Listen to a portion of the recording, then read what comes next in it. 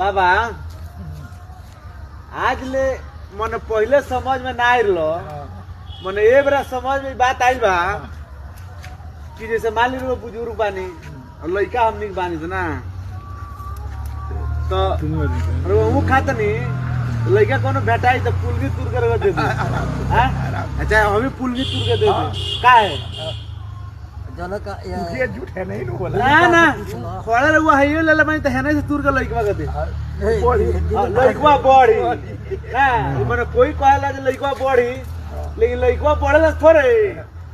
वही मीठ ना लगले के चलते एकरा के तुर के दिया जाला लड़का सर के जे लड़का भूलिया जाला लड़का सर ई बात हमरा बुझी जे ये घरी समझ में आइल बा कि जारवा मीठ लगले ऐसे लड़का सर के जारवा ना दियाला अपने खाई गेला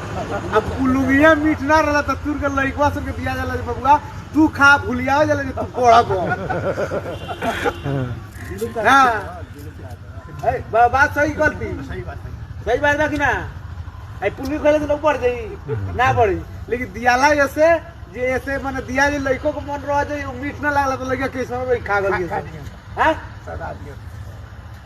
चल रे